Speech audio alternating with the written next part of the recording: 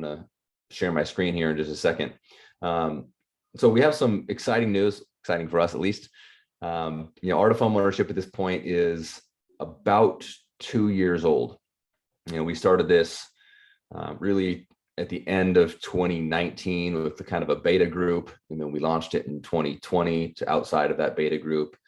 And quickly, COVID happened. Nobody needed more business. Nobody needed, anything other than more people and more bodies to get the work done. And so 2022 or 2020 was a year where we really got to understand kind of who we were as a company and grow. 2021, very similar in the beginning of the year. But at the end of 2021, we saw some really substantial growth. People are having the time to now really pay attention to their business. They're realizing that just closing on time and having good customer service isn't going to cut it, especially with margin compression that is happening daily at this point. And so we've definitely gone through our growing pains. We've gone through our startup phases, and we really believe that with the launch of our app and all the product enhancements, that 2022 is going to be a year that we really double down on the value we deliver to you all and ultimately get more of the value in the hands of the consumer. So being able to roll out some new exciting features, kind of up-level the product, we felt it was time for a rebrand here. So I'll share my screen and let me see if it's the right one. There we go. Not only is this kind of a fresh logo that we'll share, but it also helps us with kind of the messaging we need of, right? The fact that we're innovating. We want our brand to reflect that. We want to modernize the new Art of Homeownership look and really benefit our partners and the end users as much as we possibly can. So this is the new brand for Art of Homeownership, which means I need to get new hats and shirts and all that fun stuff.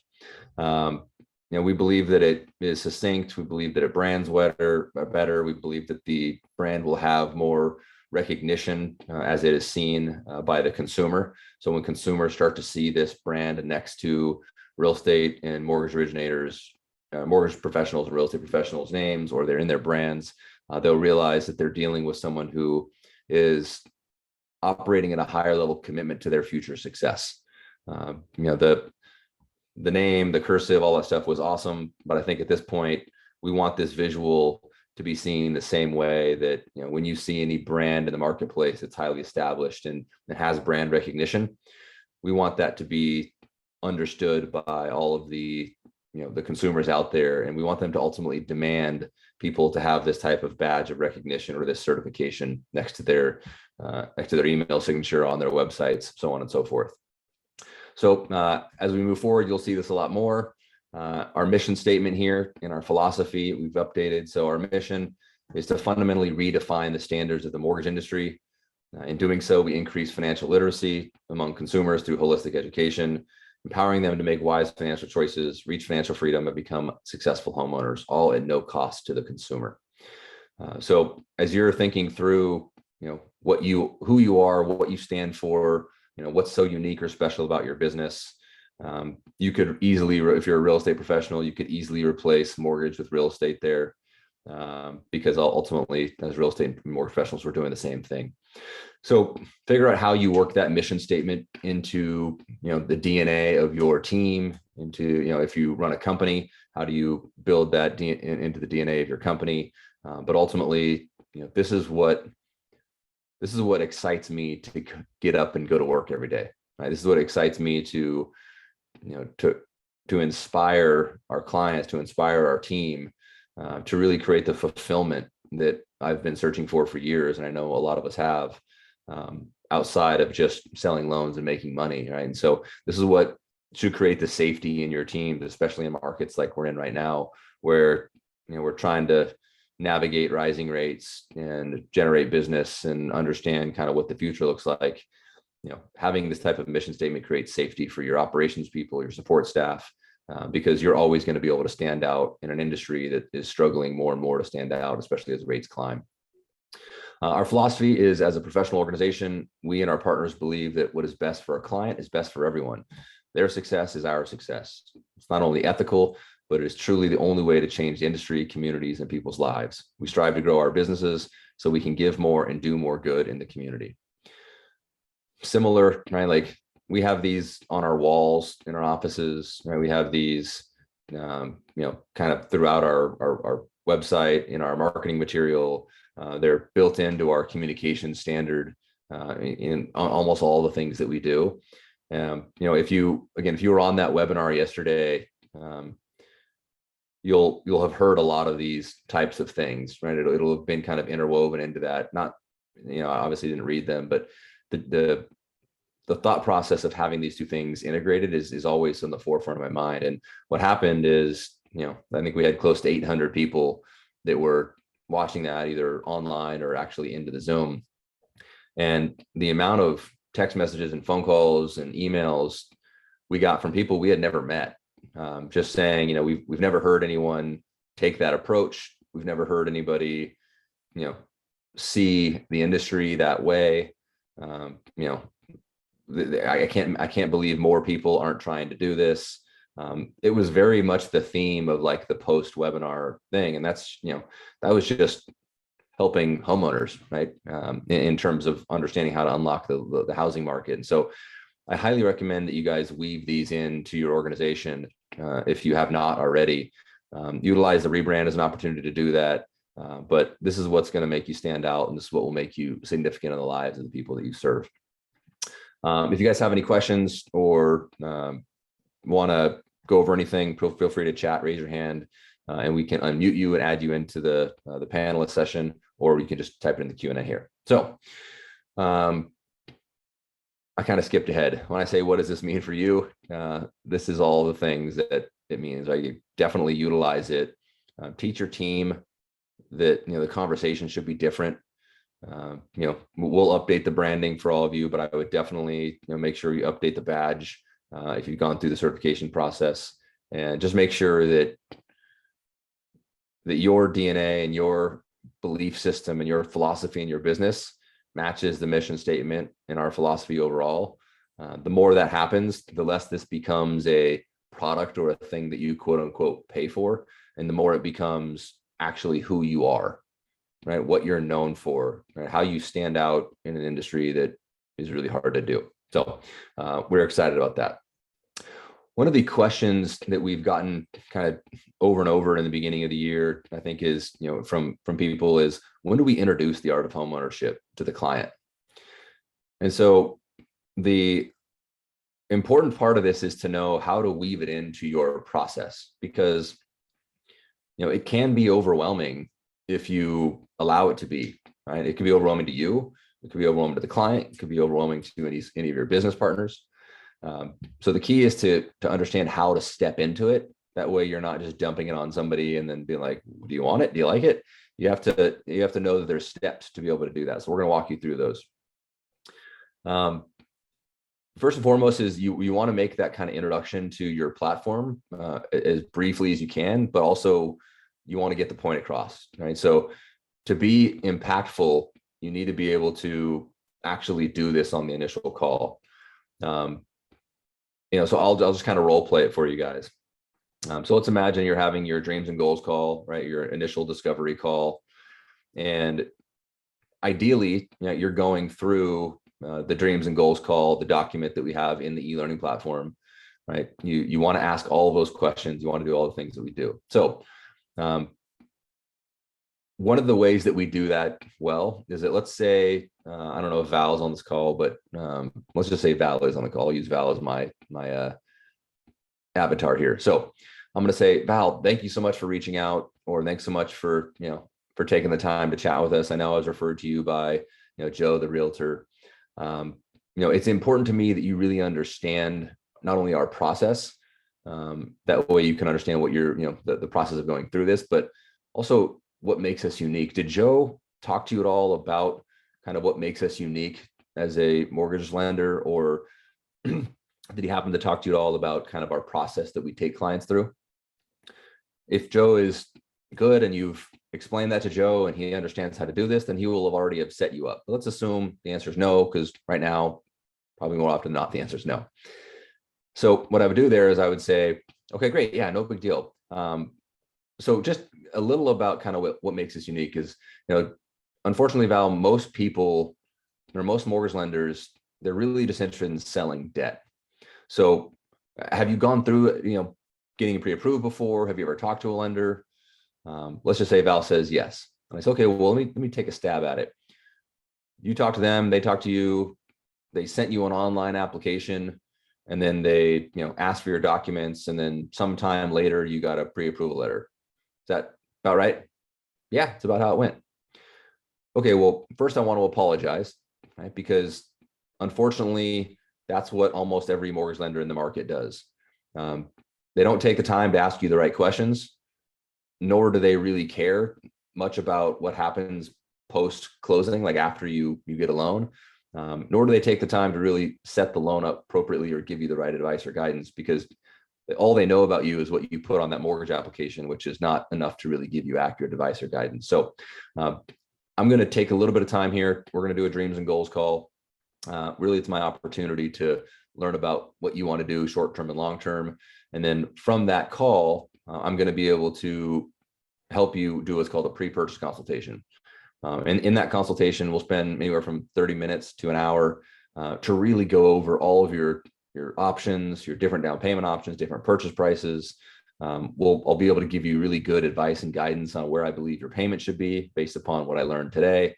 What your down payment should look like, how long we may want to be in this home. And so that's going to be one of the most important things you do in this process, is really getting that education. Because ultimately, Val, I want you to know our goal is not to convince you to buy a house, right? It's not to sell you a loan. Our entire goal is just to give you all the information, education you need to become highly confident in whatever decision you make. And if you decide it makes sense to buy a home, we'll take the steps and show you how we'll help you do that. And if you decide now is not the right time, or it doesn't make sense, or may not be in the cards at the moment, then we'll just develop a plan and a strategy and a timeline. But either way, we want to make sure you're highly educated. So we'll go through that process. I'm not sure if you've done due diligence on us or not. We're one of the highest rated customer service mortgage companies in the country. We're ranked amongst the top 20 in the country in terms of from a team perspective. But really, none of that matters to me as much as how we help our clients long term. So if Joe didn't tell you about that, we are a part of a platform called the Art of Homeownership. And we invest in this platform because we want to make a higher level commitment to our clients. And so, we're definitely going to help you get into your home, but then that's kind of the easy part, right? At that point, you would just own a home. What we do for the next 30 years is the most valuable part. And it's really why almost all of our clients choose us. It's not because, we are the cheapest, we're highly competitive, just like everybody else. But it's because we're going to be the most valuable person in your life when it comes to real estate or finance for the next 30 years. When we do the consultation, I'll go into that more with you, and I'll really show you all the different products and tools that we use to help you in every aspect of real estate or finance for years to come. I want to stress that it doesn't cost you anything. We actually invest in it in our side.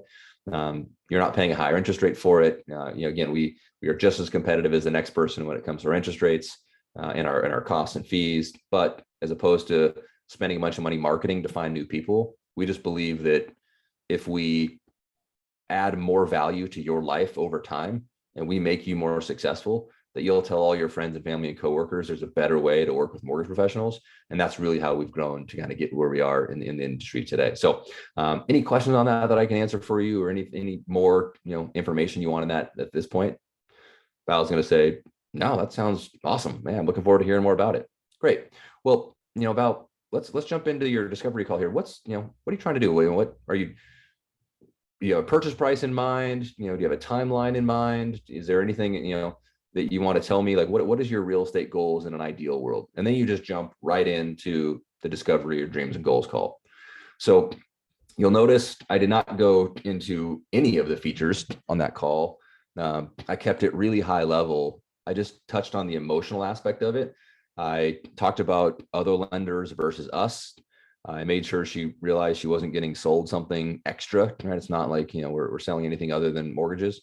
And for us and our team, that has always been the best way to start that call off, because they're excited, right? They know they're going to get something different. And it helps us schedule that consultation. And then what you do during that dreams and goals call is you just continue to kind of tease on, oh, we're gonna go over that more in the consultation. We'll do that more in the consultation.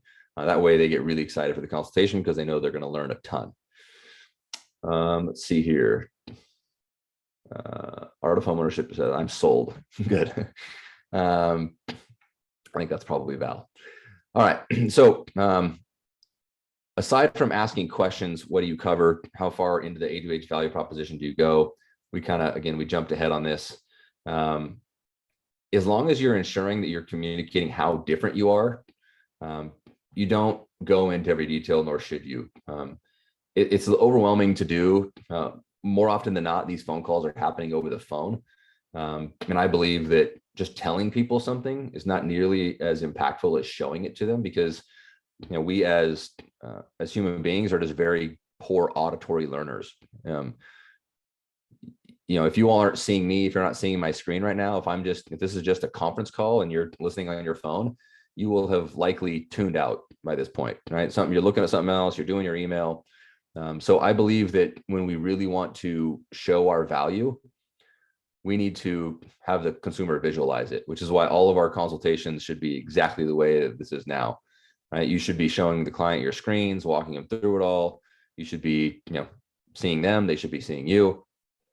And so, the intake call is really meant to motivate them and get them excited about the fact that they're going to get this amazing service and value, not just the difference in the before, but the difference in the during, which is why I touched on the customer service and the experience.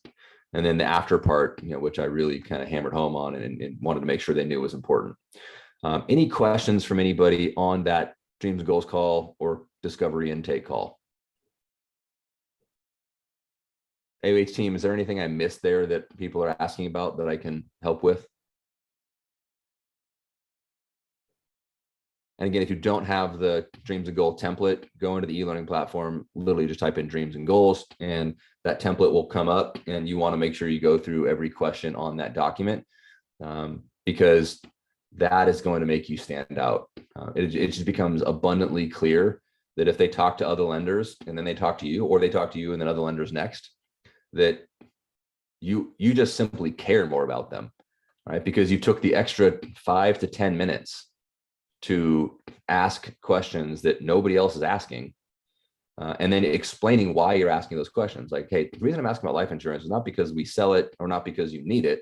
It has nothing to do with you qualifying, but it has a lot to do with the advice I'm going to give you and the way that you should look at buying this home. Same thing with estate planning, same thing with retirement planning, same thing with generational wealth with parents, same thing with tax analysis, right? So when you ask those questions that are not on the 1003, you immediately stand out as a real professional who has a substantial concern for the betterment of that client's real estate and financial livelihood. So make sure that you take the time to do that. And then at the end of that call, you just want to, if you know that because there's two paths, right? There's the path where you get the referral from the realtor to someone who's just not sure what they want to do. And by the way, if you're not getting those, you're missing out on a huge opportunity of not only earning business, but helping people. Right? It's a tangent, but I'm going to go down it. Go to all your agents and say, I'm talking to the mortgage professionals here, right?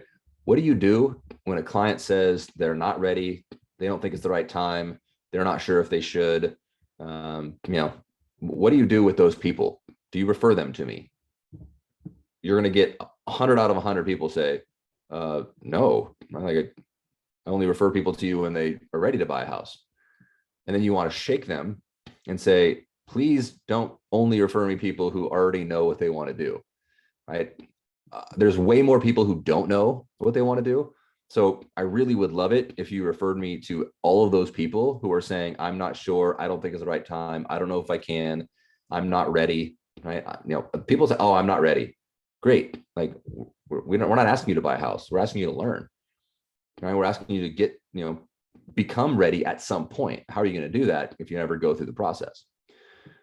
So because you should be getting those referrals along with the referrals that are ready now, there's two paths that you take those people, right? One is they're not really ready, but you convince them to have the consultation so they can get the education. And, you ask all the right questions to know, like, all right, I'm not going to waste my time nor theirs, right? They don't have a 400 credit score. They do have a job, like they have the ability to buy a home. As long as they are qualifiable, you should do the consultation, because our job is not to just give people loans. It's to educate, inspire, motivate, remove fear, remove anxiety, right? And help them develop a plan and a strategy. Those people likely are not going to be ready to do an application, right? They're not going to want to give you their social security number, date of birth. They're not going to want their credit ran. They're not going to want to go into all the detail. They're just going to want to learn from a 30,000-foot view. Does this make sense? Should I even consider doing this? At that point, you do the full dreams goals call like you would normally. You just don't do the application, and then you schedule the consultation. The other path, right, are the people that they come to you and they already know what they want. Yeah, I really do want to buy a house. Great. You do the dreams goals call. They know they want to buy one. You ask all the right questions. You have confirmed that they can, right, just by asking the questions. And then don't send the online application. It's like my biggest pet peeve, right? We spend 20 to 30 minutes on the phone, and I'm asking you all these questions that are, by the way, all application questions. And then I send you homework. Like, no one's going to fill that. I mean, only the people who are highly motivated are going to fill that application out, and almost all of them are going to fill it out incorrectly. And you're going to have a 50% complete application. So just take the extra, like you've asked about income, you've asked about assets, you asked about credit, right? Now you just need to figure out how long they've lived in their home, right? You have the address, it's on the top of the document. How long they lived in that home, how long they've been at their job, a few more disclosure or disclaimer questions, and you're done. And now they don't have homework. You have a full, complete 1003, right? Like, you're not asking them to spend another 20 to 30 minutes at home trying to go through it and not figuring it out. So I highly recommend, when you have someone who's going down the path of, yes, I want to buy a home, and yes, I want the consultation, just take the application over the phone, and then you want to collect the documents. At that point, you're prepping for the pre-purchase consultation. All right, we got some chats in here. How do you handle the more modest buyer, lower sales price, low down payment? So Steve, every buyer should just be treated exactly the same. If they have a lower down payment and a lower sales price, and that's just, it's almost out of the realm of possibility in your market, then I think you deserve it. They deserve you to tell them, hey, I want to be, the only thing I know to be is honest. And I'll tell you that, if you're looking in the $300,000, price range, and you have, $3,000 to put down, or 1%, we're probably, and you want to buy in, Laguna Beach, that's likely not going to be possible. I'm not going to say impossible, because I just, anything's possible, right? But if you're open to it, like, what you're probably thinking, and I'll use you, Steve, as a client, is, Steve, I fully understand, that you want to get into a home. I think the mistake that a lot of people make is that they try and get into the home as opposed to getting into a home. And you want to think of it like a train. I actually ordered a train set. It showed up the other day. I'm going to do a video on this, right? Because I think it's a great analogy. You're standing on the platform, right? This train is just flying by you. Everybody wants to be on the front of that train, which is their dream home, right? And then you look all the way at the back of the train, which is like where, they have the hay, and it looks like, where the hideouts would like stow away, and, like, no one wants this house. And because nobody wants this house, the train passes them by altogether. So Steve, what I'd love to show you is the opportunity to get a home, because once you get on the train, you can start to move up, because you're moving at the same speed as the rest of the train. If you never get on the train, then, it's going to get farther and farther away, and this becomes almost an impossibility. And then at that point, because rents are increasing at 8, 9, 10% per year, you actually potentially run the risk of being displaced, even from living there at all, even renting there, right? So if you're open to it, I'd love to show you buying in another area, buying in another market, even potentially looking at, buying with other people, like buying an investment property with friends or family, if you can't, afford a primary, or finding, co-signers or getting a gift from your parents just to get into a home. And then you have mine and my team's commitment that we will help you get into the home over the years. But that's the first step. So that's how I would deal with the low down payment, modest, different price range type people.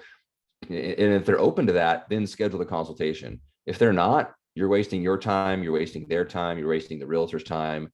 I'd much rather rip the Band-Aid off early and compassionately to say, hey, look, like, we're just going to need to look in other areas, or we're going to need to look at co-signers. We're going to need to look at gift funds. We know the levers to pull. We just have to explain them. So hopefully that helped answer that question. And you were a model railroader as a kid. Awesome. You're going to love this video then. The first train I bought, the batteries didn't work, so I had to send it back. My daughters were shredded because they were excited to play with the train. Anyways, I'm getting off on a different story. Another question, is this normally a scheduled call or just when you get an initial call from someone saying they were referred? Either one, right? So, sorry, it says D Sailor. I'm not sure what the first name is. So if you get let's just say, your phone rings and it's Val, and Val says, hey, I was referred by Joe, the realtor. I'm interested in buying a house, blah, blah, blah. Then just go right into it. If not, then the scheduling the call is the second kind of strategy there. So it doesn't matter if it's scheduled, if someone calls you out of the blue, if someone walks into your office, which was not likely to happen. Whatever, however you're having that first call with the client, you want to start with, do you know what makes us unique? And do you know our process? No and no. Awesome. Let me tell you about it. And let me tell you about it. And then get right into it. Any other questions on dreams and goals call, client intake, anything in that realm? Okay. So a couple other things here, and then we'll wrap up. I don't know if we'll need the whole hour, but we'll see. So we have the question is, when do we introduce the relocation services with the purchase client? During, after, which step do you send the client the relocation link if you're introducing it before the data AI campaigns are triggered? How do you send it to the client? Via CRM, email follow-up? What other information do you include? What expectations do you set? Good, all great questions. So the relocation product, the updated product, really needs to be explained, or it's going to have low engagement. And so we don't talk about, we really don't talk about it until the consultation, right? And so when we do that pre-purchase consultation, it's a part of our slide deck, right? It's a part of our presentation. And so what I tell them is, so again, I'll use Val here. I'm going to say, Val, just so you know, when you get an offer, or as soon as we start writing offers, we need to know, first of all, we want to know before you even step in to go see a home, right? Because I firmly believe you should never walk into a house that you're not confident you can pay for. So if you're walking into a home, you just let us know the address. We'll update the analysis for you, right? We'll get the right property taxes, insurance. We'll get the rates of that day. So, especially as rates are climbing. So, okay, yeah, this all looks good. Now I'm going to go see the house. At that point, all they have to do is like the house. But unfortunately, most people do the opposite, right? They go see the house, then they go figure out if they can pay for it. They call their lender back. They realize rates have gone up a half a point, and they're like, oh, I can't pay for that house anymore. And it's almost impossible to come back from that, because now they have to go $50,000 down or $100,000 down because rates are higher. And now they're looking at homes that are not the home that they just wanted. So if you want to protect your clients, don't let them walk into a home without fully knowing that they can afford it and what all the terms would be, assuming that they want to write an offer.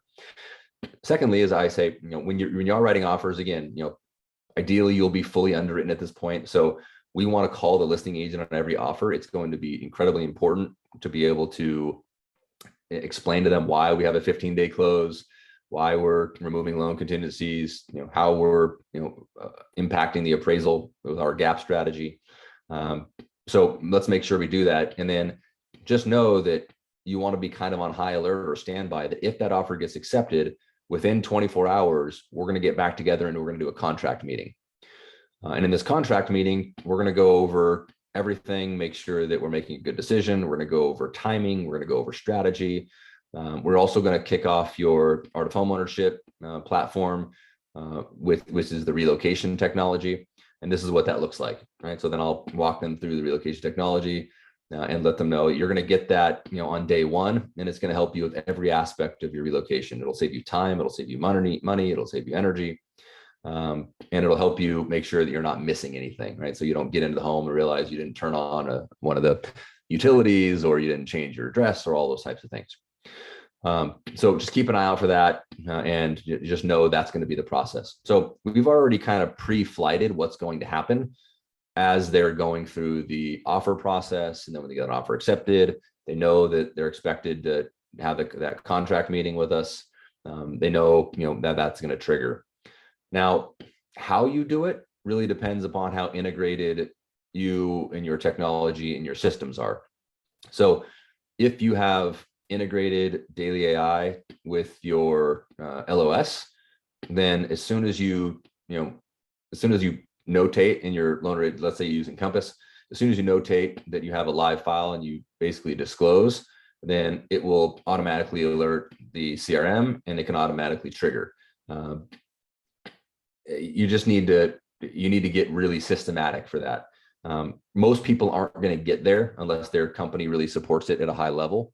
Our company obviously has integrated all of this, but it's different, right? We created it. So if you don't have the integrations between your CRM and your LOS, and there's not those triggers, then someone in your team just needs to be tasked with that. And that needs to be part of the new contract checklist. It should be part of the contract meeting document if you need it to be, right? So someone on your team, whether it's you, a production partner, a loan coordinator, a processor, someone needs to be able to do that. We have at our group, we have what's called a client experience manager. The client experience manager handles all of our gifts, right? Handles everything that has to do with the consumer experience. And so every time we have a contract meeting, we include her on the invite for that contract meeting, and we put the client's name. That way she just knows, okay, cool. Like I see, Val Miller just went into contract, and then she goes into the system, she plugs it all in, client gets the notification, we're ready to go. So there's all sorts of ways you could do it, right? It's just, you need to systematize it in your process. Whatever you use to make sure that when a client goes into contract, that you're crossing all the T's and dotting all the I's, just add that to that list, and then delegate it or do it if you don't have the team support. Yeah, and then we just let them know, hey, here's how you're going to get it. Download it onto your phone. And we don't currently do anything to ensure they're using it before their move. We do have a mid-process survey that we send out, and so as soon as the loan approval triggers, our CRM shoots out, and we do it through daily AI. It'll shoot out a survey to the client, and it asks the client, how's your experience going so far? Is there anything that we could do to improve? What have you enjoyed the most? Or on a scale of 1 to 10, how where do you fall in terms of rating fan? Do you have anyone else who would benefit from talking to us? And then we've added, do you how have you been using the relocation technology? Are you aware of it? Do you need any help with it? Right. And so that's kind of the one thing that we do as part of our mid-process check-in to see if they are engaging with it. But again, you just have to build that into your CRM or integrate, daily AI into your LOS, because it's all built in there. Right. We've customized it all, and you just need to get that version of it, and we can offer that to you as well. Any questions on this aspect of it? Relocation technology, how to talk about it, when to talk about it, how to trigger it, who does it. Let's see here. Can we get the mid-process survey? Yes, AoH team, just shoot me an email, and I'll have our team send you over what the mid-process survey looks like. And then I highly recommend adding it into your CRM, because the best thing you could do is solve a problem when it's a problem, as opposed to after it's a problem and the deal closes. And then you can't really do a lot of lender credits at that point. You can't really use the last 2 weeks of the transaction to pick up and improve. And if you think of any customer service, like think of the best customer service you ever got, more often than not, at least in my life and in many people I've talked to, it's when something has gone wrong and how the company has overcome that and knock somebody's socks off. It's typically not always just the good things. It's how do you handle the bad things? And so, I think that it's the same thing with happiness, right? Like you only really know happiness when you know unhappiness. Otherwise, you don't have anything to compare it to. So if you just get really great customer service the whole time and you've never done a mortgage before, you might just think that's how all mortgage transactions go, right? But if there's any sort of variable that, the client's like, well, this wasn't great, or I didn't know this, or it would have been nice if this happened, send them a gift, up level it, over promise, over deliver, and you'll be able to pick up from there. So we will send that mid-process survey. I think it's probably in our e-learning platform as well, but if it's not, I'll make sure it goes in there. I'll make sure you'll have it as well. Home concierge service. So similar, right? Obviously we don't trigger this right at the contract, but we talk about it in the consultation. We show them it. So literally, and I would recommend you all do this. So let me see. So I will just pull up. There's a House Happy demo account that you all should have. And AoH team, if you haven't, maybe just send that demo account out to everybody. This is actually my house, right? So I have, pictures of all the stuff. I did one where someone came out, and I've actually done the virtual one as well. This is the virtual one that people can just do with their phone. So I'll just pull this up, right? And I'll click through these things and I'll show the clients how it works. I'll show them where everything's stored. People absolutely love this, but they only love it if they see it. If you just talk about it, they're gonna be like, oh yeah, that sounds great, I guess, and then they'll completely forget about it. So again, visualization helps. So in the consultation, we're going to show them what we're going to give them and how we're going to help them. We're also going to show them our commitment here, which is, how we help them proactively keep their home in great shape and increase the home's value over time. So I think all those things are helpful in the process. In terms of how we help them implement or use it, so we let them know that as soon as they close, they're going to get an email, and that they just need to opt in. And then as soon as they do, they can, if they live in a market where somebody comes out of the house, they can do that. Otherwise, they can just do it over their phone, and encourage them to do it. And then what happens is on our post-closing call, which is really where this is hammered home, is we spend 20 to 30 minutes explaining the next 20 to 30 years of our relationship with the client. And that helps. We get to go through Art of Homeownership step by step. So, I'm gonna say, Val, congratulations, blah, blah, blah. And again, the whole post-closing script is in there, but I wanna make sure you're aware of all the things you're gonna be getting and how we're gonna be helping you for the next 30 years. One of the first things is you're gonna get a welcome to Art of Homeownership. Just make sure to opt in. One of the second things you're gonna get is communication from our home concierge teams called House Happy. Here's how you use it, and here's why you should use it. We're really excited. If you have any questions, let us know. So we encourage them to opt in. We encourage them to schedule a time with somebody to come out to the home or to use the mobile application. And then we do 3 month calls this is just my team. We do a 3-month follow-up call with every client. We do a 6-month follow-up call with every client. And then we do annual financial reviews every single year. So if you don't do the 3 and 6 month, then, I would definitely put something in there between the post-closing call and the annual review.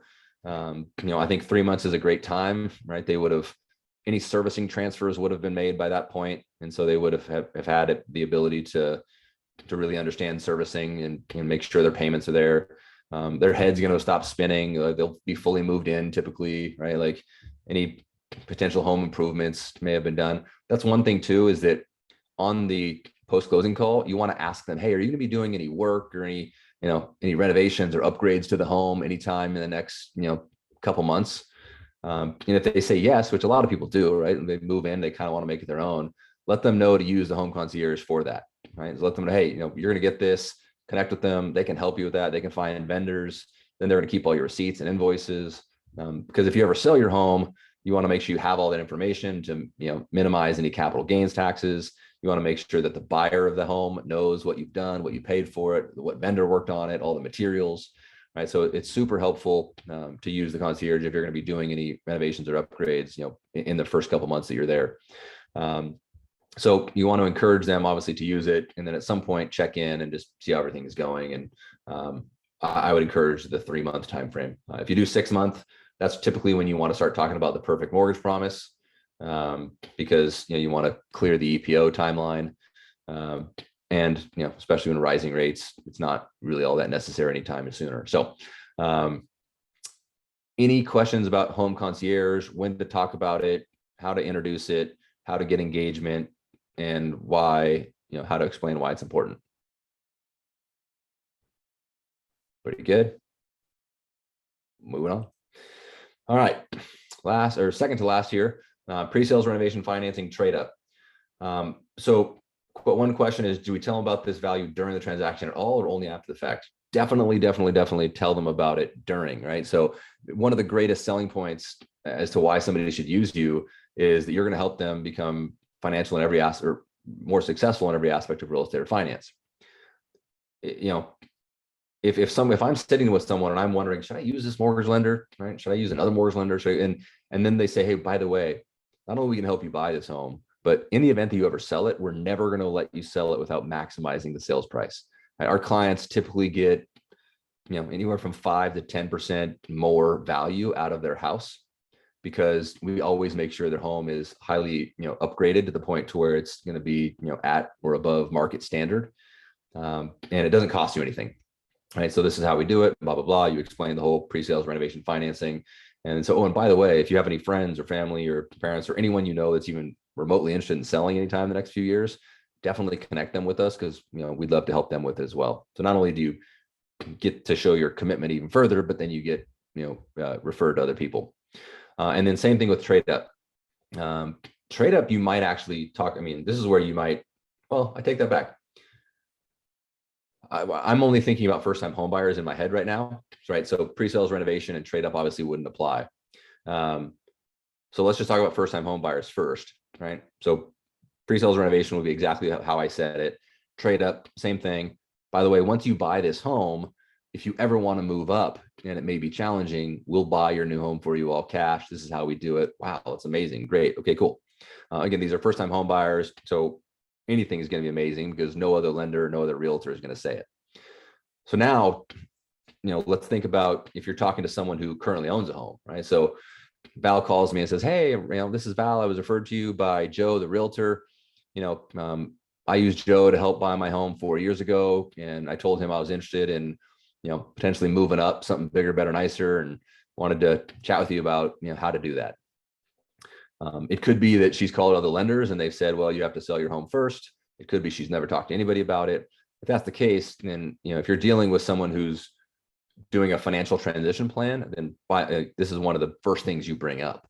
All right. It's like, awesome. Well, Val, a couple of things that we want to do is, first of all, what is your ideal goal? Like, do you want to sell your departing residence to buy this new home? Or if we could help you keep your departing residence to buy the new home long-term and turn it into a rental, would that be a goal, right? Because that's always the goal, is to help people keep real estate and acquire more. Most people don't think they can. They don't know if they should. They don't think they want to be a landlord. So we want to help people try and keep all their real estate if they can, and turn it into a rental. If that's not something they want to do, if that's not in the cards, if that's not appropriate, then you talk about, okay, if we do sell this home, this is how we do it. We can buy our new home. And, at that point, it's almost, again, when I say we don't have to beat the competition, we can just make them irrelevant. This is one of the best ways we can do it for someone who's thinking of potentially selling and buying. Let's see here. Trade up. Borrowers don't always understand the moving pieces here. How do you tell them in a simple way that they understand? How do you tell them to leverage the trade up program if they're interested? So this is a KISS moment, right? Let's keep it simple, stupid. So let's say Val is the avatar again. And I say, look, Val, you're probably hearing from other lenders that you have to sell your departing residence because, you don't have the money to buy the new home, or your debt ratio means you can't really qualify to keep your current home and pay for your new home at the same time. Do you know if either of those are true? Yeah, I think they said something about both of those. Okay. So we have the opportunity to potentially, as long as we're going to assume that you're going to sell your departing residence. So we'll assume that payment doesn't matter at all. We're going to assume you get X amount of dollars when you do sell that departing residence. And we're going to do the work with your realtor to, find out how much money you'll have when you sell that home after everything's said and done. And then we're going to basically qualify you as if you didn't own a current home, right? So you'll have X amount of money to put down. You'll have, you make this much money. We're only going to count the new housing payment, right? And at that point, if you qualify for those things and we fully underwrite your loan, not just pre-approve it, but it goes to underwriting. If you qualify, we actually have a company that will buy your new house for you all cash, right? So if you want to buy a $700,000 house and you're going to sell your $500,000 house, they'll buy the $700,000 house for you first. As soon as you get the offer accepted, or they get their offer accepted on your behalf, you're going to sign a purchase contract with them stating that you're going to buy it from them within 12 months. You're going to sign a lease agreement stating that in the interim you're going to lease it from them. When that transaction closes, you then get to move into that new home, right? You get to be in your forever home or your longer term home.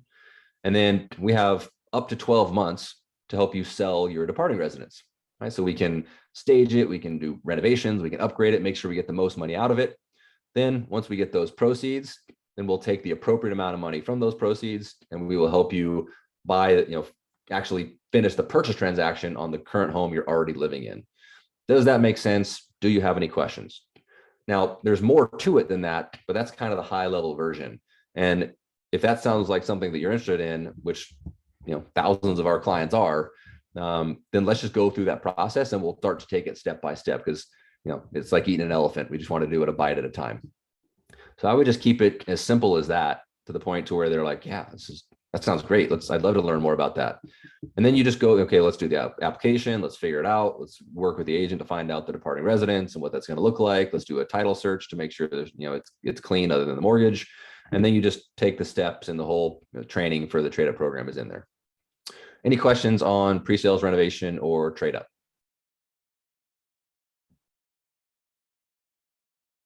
Cool. All right. So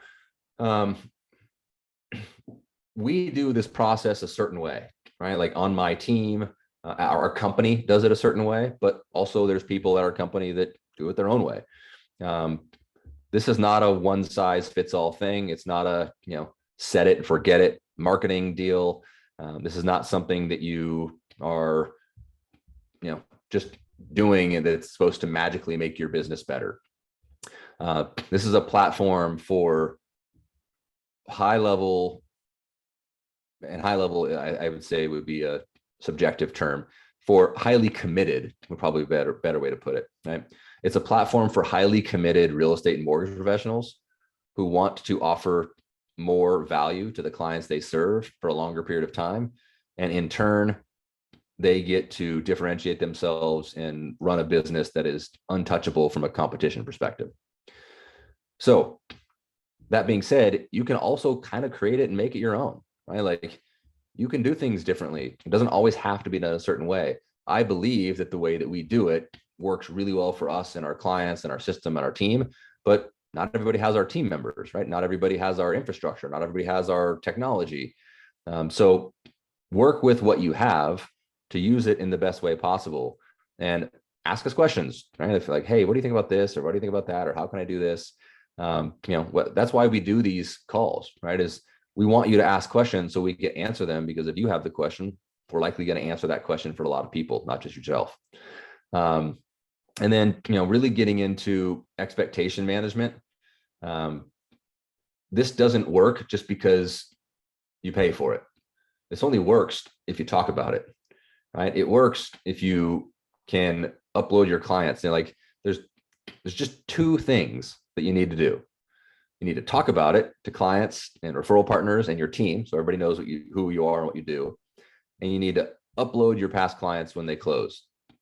If you don't want them to, if you're not doing the updated relocation technology, then they're not going to get it. Not the end of the world, right? I mean, it'd be better if they did, but the post-closing commitment is the most important part of it. And the technology will do 90% of that for you, right? And so ultimately, we don't want you using a watered down JV version of it, right? We want everybody here to be a varsity superstar, but that takes time, right? It takes commitment, it takes energy. And I'll tell you, there has never been a better time in the last 3 years than right now, today, this week, to work on systems and infrastructure and processes, and to make sure that you're learning this and implementing it at a high level, because if Stephen Thomas was right on his call yesterday, we're going to see rates rise throughout the year. We're still going to see strong purchase demand, but then, we could see a recession in 2023 and beyond, and rates go down to 2%. And all of a sudden everybody's hair is on fire again. And if you didn't take the time to build and grow and learn and implement when you had the time, then you can only expect to go so far when the needle moves the other direction. So this is a time for you to double down on this platform and, really take your unfair share of market, right? Like, your market share should go up drastically because you have a weapon that other people, they're bringing a bobby pin to a knife fight, right? Or to a gunfight even. So make sure that you're setting expectations with your clients, with your agents, with your team, with yourself, and make sure that you understand how you get to commit to those and what the client will get. So any questions, comments, or anything else before I let everybody get a few minutes in their day back?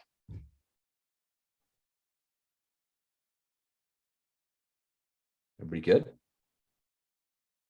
All right, team. Well, I hope you have a amazing rest of your, I don't know if I'll see you all next week. I might, but if somebody else is on next week, have an awesome rest of your January.